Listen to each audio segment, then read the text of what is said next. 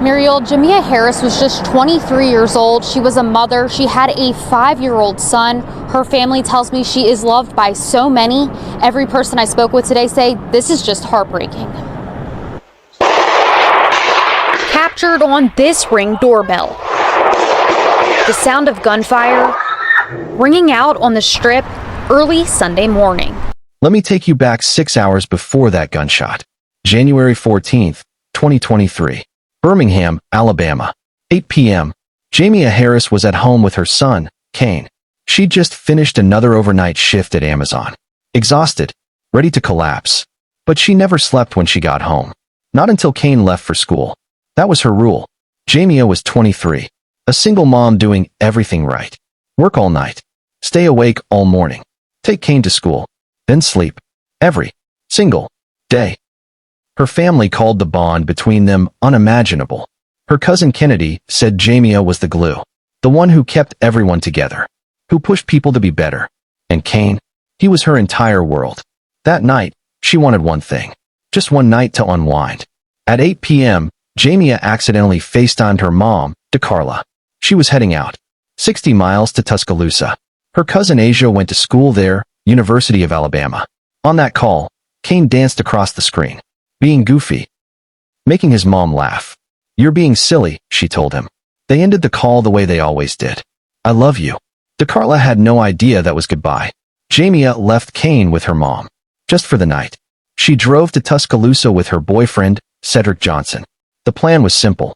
Meet up with Asia. Get some food. Maybe hit a bar on the Strip. Be back by morning. Normal. Safe. Harmless. But 60 miles away, two men were already at a bar called 1225. And one of them was about to make a decision that would ruin everything. Darius Miles thought he was somebody. 6 feet, 7 inches. University of Alabama basketball player. 3 seasons on the team. His dad? Retired military. His mom? A police officer in D.C. He comes from a really good family, his coach would say later. But that night, Miles wasn't thinking about his family. Or his future. He was at 1225 with his best friend, Michael Davis. They'd known each other since middle school. Davis had been arrested before. Something involving a handgun.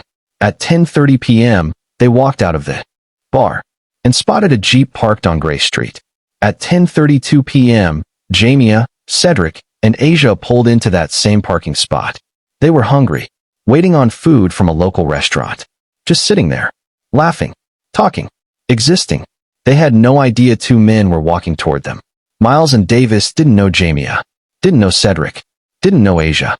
But in about 3 hours, one of them would be dead, and the other two would watch it happen. What happened next started with 5 words.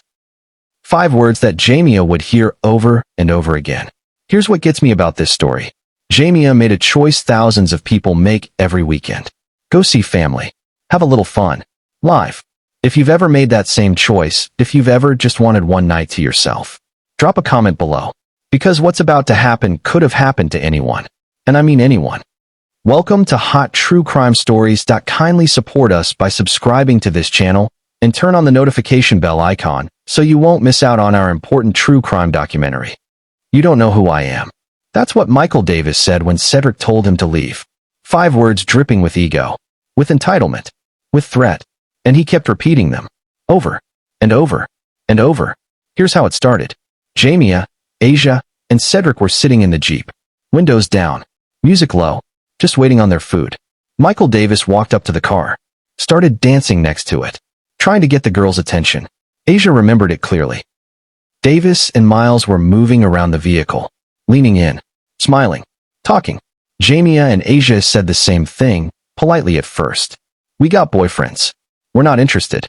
But Davis wouldn't stop. Miles joined in. Both of them now circling the Jeep like it was a game. Asia told them again, "We don't want to talk." They ignored her. That's when Cedric, sitting in the back seat, rolled down his window. "Hey, they told you they're not interested. You need to leave them alone." Davis stopped dancing, turned to face Cedric, and said it for the first time. "You don't know who I am." Cedric didn't care. "I don't care who you are. Leave them alone." Davis got closer to the window. "You don't know what I do. I smack people." Back and forth. The same line. 3 times. "You don't know who I am. You don't know what I do." Miles stood behind Davis, watching, letting it happen. Cedric started feeling uncomfortable. Something was off. He told the girls, "We need to go. Now." But they couldn't leave. They were still waiting on their food. It hadn't arrived yet. So they sat there, trapped by something as stupid as a takeout order. Miles and Davis walked back to their car. Cedric thought it was over. It wasn't. Instead of driving away, they pulled their car in front of the Jeep, blocked them in. At 1:38 a.m., Darius Miles pulled out his phone. He sent a text to someone. For words, "Bring me my gun." The person who got that message?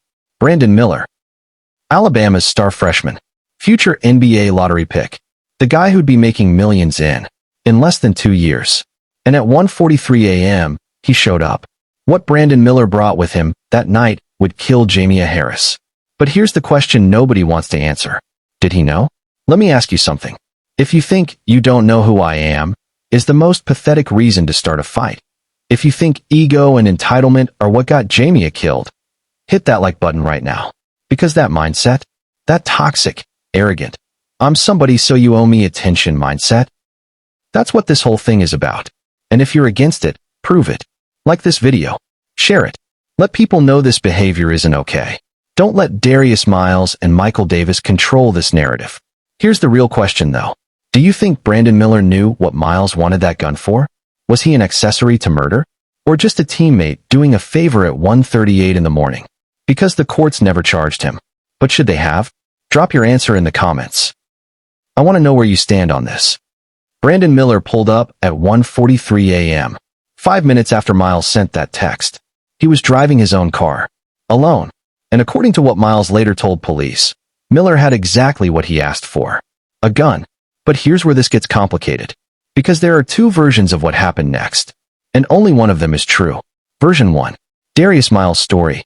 He told investigators he saw something in the Jeep. A gun being passed from the front seat to the back. From Asia or Jamea to Cedric. That's why he texted Miller, he claimed. For protection. Version 2. Cedric's story. He says they were passing food back. That's it. No gun. Just takeout. So who's lying? And does it even matter? Because here's what we know for sure. Miles took that gun from Miller, walked over to Michael Davis, and handed it to him. Think about that for a second. Darius Miles admitted this to police. He gave Davis the gun, not for protection, not to scare anyone. He gave a loaded firearm to a guy who'd just been told no by a woman. A guy who was already escalating, already threatening. Miles knew Davis had been arrested before for something involving a gun. He knew Davis was angry. He knew exactly what he was doing. And he did it anyway. Inside the Jeep, Jamea was getting nervous. These guys had blocked them in. They weren't leaving. Something felt wrong. Cedric told the girls, "We're getting out of here. Now." Their food had finally arrived. They could go. At 1:44 a.m., Cedric started the engine, pulled the Jeep behind the cars blocking them. Lights off. Trying not to provoke anything. Just trying to leave. That's when Michael Davis started walking toward the driver's side window, gun in hand. Cedric saw him coming. In the dark. Gun visible. Walking with purpose. Cedric had a gun too. For protection. He'd had it the whole time. And now he had a choice. Wait and see what Davis does. Or act first. He had maybe 3 seconds to decide. 3 seconds to process. To react. To survive. What would you have done?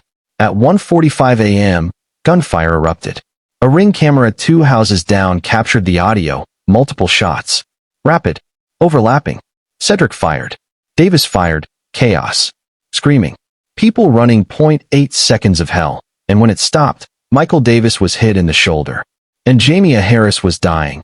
The bullet entered Jamea's chin. Traveled through her neck. She didn't say a word. She didn't have time. Before we go any further, I need to say something. If you're still not subscribed to this channel after hearing this story, I want you to go to the comments right now and tell me why. Seriously, are we not covering the right cases? Not going deep enough? Not respectful enough? Because we're trying to tell these stories the way they deserve to be told. And if we're missing something, I genuinely want to know. So if you're not subscribing, drop a comment. Tell me what we need to improve. I read every single one. Here's the question everyone's avoiding. If Cedric hadn't had a gun, if he hadn't fired back, would Jamea still be alive? Some people say yes. That he escalated it. That he's partially responsible. Others say he was defending his family. That Davis came to kill. Where do you stand? Because this is the part that divides people. Drop your answer in the comments. No judgment, just honesty. Cedric hit the gas. Jamea was slumped in the passenger seat. Blood everywhere. Asia was screaming. He drove toward Bryant-Denny Stadium, looking for police, for help, for anything. He found officers at the Walk of Champions, flagged them down at 1:47 a.m., 2 minutes after the shooting. Body camera footage shows what happened next. Cedric couldn't form complete sentences, just kept repeating the same words. My baby mama dead, man. My baby mama dead, man. Over and over and over. Police tried to help Jamea, but the bullet had traveled from her chin through her neck. The damage was catastrophic. She was pronounced dead at the scene. 23 years old, mother of a 5-year-old boy, killed because she said no to a stranger. 60 miles away in Birmingham, DeCarla Hurd was asleep. She had no idea her daughter was gone. Not yet. DeCarla couldn't sleep that night. She didn't know why. Just a feeling. Something off. She kept tossing, turning, checking her phone. No messages from Jamea. Nothing unusual. But the feeling wouldn't go away. At 7 a.m., she heard knocking at her door. She opened it. 2 police officers stood on her porch.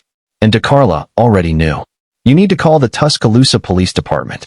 That's what they told her. DeCarla started shaking her head, backing away.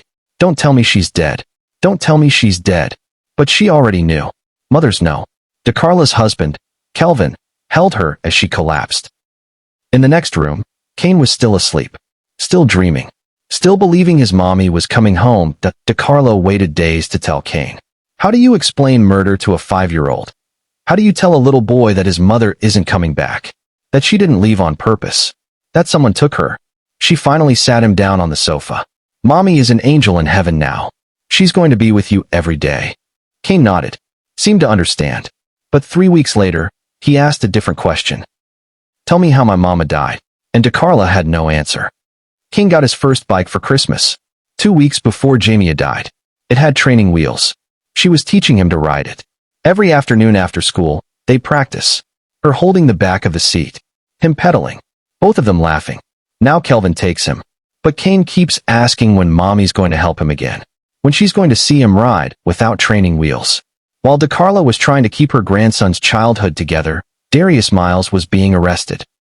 And when the officers put him in handcuffs, he broke down. Kane is 7 years old now. He still asks about his mom. Still doesn't fully understand why she's not coming home. If that breaks your heart the way it breaks mine, hit that subscribe button. Because we're not just telling crime stories here, we're making sure victims like Jamea aren't forgotten. We're making sure Kane's mom is remembered as more than a headline. And if you believe that matters, subscribe. It's that simple. Here's what I can't stop thinking about. Should Darius Miles have been thinking about his mother when he handed Michael Davis that gun? Does he deserve sympathy for crying when they arrested him? Or are those just the tears of a coward who finally realized what he'd done? Let me know in the comments. Because people are divided on this. Darius Miles and Michael Davis were arrested that same morning, both charged with capital murder. In Alabama, that means one of two things: life in prison, or the death penalty. Miles was removed from the University of Alabama basketball team immediately. His coach, Nate Oates, held a press conference the next day. It's really a tragedy all around, but especially for Jamea and her family. Wish we weren't having to address this situation, but we got to pull together as a team at this point and have each other's, really be there for each other. I've got 3 daughters, he said. Went through my mind. It could have been one of mine. But then he said something else. Tough situation. Talked to Darius's mother multiple times yesterday. Very hard situation on both accounts. Both accounts. As if the man who killed Jamea and the woman who died were somehow equal. March 10th, 2023. A grand jury indicted both men on capital murder charges. Then nothing. Months passed. A year. Then another. DeCarla watched Kane grow. Watched him ask questions she couldn't answer. Watched him wait for a mother who would never come home. She attended every hearing. Every motion. Every delay. Kelvin started coming home during his lunch breaks. Just to hug Kane. Just to remind him he wasn't alone. But the trial? It took 2 years. 2 years of waiting for someone to be held accountable. May 9th, 2025. Michael Davis's trial finally began. DeCarla sat in the front row. Every single day, for 4 days, she watched prosecutors lay out the timeline. The texts, the gun handoff, the shooting. She listened to the Ring camera audio again, heard those gunshots, heard her daughter die. Cedric testified, told the jury what happened, how he tried to leave, how Davis walked toward them with a gun. Asia testified, described watching her cousin get shot, the blood, the chaos, the screaming. And DeCarla testified, told the jury about Jamea, about Kane, about the bike with training wheels, about a life cut short for saying no. Davis's attorney tried to claim self-defense, said Cedric shot first, that Davis feared for his life. But here's the problem with that argument. Davis approached the Jeep. Davis had the gun in his hand. Davis was the aggressor, and the jury saw right through it. After 4 days of testimony, they deliberated. Want to guess how long it took? 1 hour. 60 minutes to decide whether Michael Davis murdered Jamea Harris. They came back with a verdict. Guilty. Capital murder. Prosecutors chose not to seek the death penalty. So Judge Daniel Prout sentenced him to life in prison without the possibility of parole. Michael Davis will die behind bars. When the verdict was read, DeCarla told reporters she was ecstatic, overwhelmed. I don't think there is a word for how I feel right now. But then someone asked about Darius Miles, and her expression changed. Darius Miles hasn't been tried yet. His trial is scheduled for later this year. He's charged with aiding and abetting, with providing the gun, with making the murder possible. DeCarla plans to be there, front row, every day, just like she was for Davis. Because one conviction isn't enough. Not when 2 men are responsible. We are elated with the verdict. We are. Do you feel like this is we're moving in the right direction? Absolutely. For your daughter? Absolutely. But it doesn't stop here. It's a wonderful Mother's Day gift. It is a wonderful. I feel my daughter with me in this moment. One down, one to go. Now, just in that's video that you heard there, you can hear Harris's father say 1 down, 1 more to go, of course referring to Darius Miles, a former Alabama basketball player who was also charged in this case, and he is still awaiting trial. But there's still one person who's never faced consequences. The person who brought the gun that night. Brandon Miller. Here's what I want you to do. If you think Brandon Miller should have been charged, comment, charge him below. If you think he was just in the wrong place at the wrong time, comment, innocent. Let's see where everyone stands on this. Because this is the most controversial part of the entire case. The guy who brought a gun to a parking lot at 1:43 in the morning walked away without a single charge. He got drafted into the NBA. Second, overall pick. Multi-million-dollar contract. While Jamea Harris is in a grave. And Kane is asking his grandmother when mommy's coming home. So comment. Right now, charge him or innocent. I want to see the split. Real talk. If Brandon Miller wasn't a star basketball player, would he have been arrested that night? If he was just some regular guy who brought a gun that was used in a murder, would he have walked away? Or does talent buy you a pass? Does being good at putting a ball through a hoop mean you get different rules? Because that's what this feels like to a lot of people. And if you disagree, I want to hear why. Drop your thoughts in the comments. Michael Davis got life in prison. That's his sentence. But here's the thing about murder. The crime ends in 8 seconds. The trial lasts 4 days. The verdict takes 1 hour. But the aftermath? That lasts forever. Kane Harris is 7 years old now. And he's serving a life sentence too. One he didn't ask for. One he doesn't understand. One that will follow him for the rest of his life. The sentence of growing up without a mother. DeCarla and Kelvin are raising him. Grandmother became mother overnight. No preparation. No choice. They got him into therapy. Grief counseling for a kid who shouldn't need it. Kane still rides that bike. The one with training wheels Jamea bought him for Christmas. Kelvin takes him out after school. Just like Jamea used to.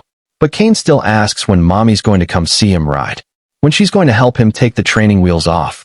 And every time, DeCarla has to explain it again. She's an angel now, baby. She can't come back. But to a 7-year-old? That doesn't make sense. Angels come back in movies. In cartoons. In stories. Why not his? DeCarla created a fundraiser to help with Kane's care. The community donated. Helped where they could. But money doesn't bring Jamea back. It doesn't answer Kane's questions. It doesn't fill the hole in his life. She attended every day of Davis's trial. Front row. And when Darius Miles finally goes to trial later this year, She'll be there too. Same seat. Same resolve, because someone has to show up for Jamea. Someone has to make sure her name isn't forgotten. Someone has to remind that courtroom that this wasn't just a case number. This was a mother, a daughter, a life. Here's what keeps me up at night about this story. Jamea Harris did everything right. She worked hard, raised her son, took care of her family, and on January 14th, 2023, she made a normal decision. Go visit her cousin. Have one night to relax. She said no to a stranger who wouldn't leave her alone. And that cost her everything. This isn't a story about being in the wrong place at the wrong time. This is a story about what happens when men can't handle rejection. When ego matters more than life. When you don't know who I am becomes a death sentence. There are questions that will never be answered. If Darius Miles hadn't texted Brandon Miller, would Jamea be alive? If Michael Davis had just walked away when Cedric told him to leave, would she be teaching Cain to ride his bike right now? If someone, anyone, had said, this is a bad idea, that night, would a 5-year-old still have his mother? We'll never know. Because those choices were made. And they can't be unmade. Jamea's last words to Cain were on that accidental FaceTime. She laughed, called him silly, told him she loved him. She had no idea it was goodbye. None of us ever do. To the family of Jamea Harris. Your daughter, your cousin, your friend is not forgotten. We see her. We remember her. And we'll keep telling her story. So here's what I need from you. If this story affected you, if you think Jamea's name deserves to be remembered, here's how you make that happen. Hit that like button. Not for me. For Cain. So this video reaches more people. So his mother's story doesn't disappear into the algorithm. Share it. Send it to someone who needs to hear it. And subscribe. Because Darius Miles' trial is coming. And when it happens, we're going to be here covering every single moment.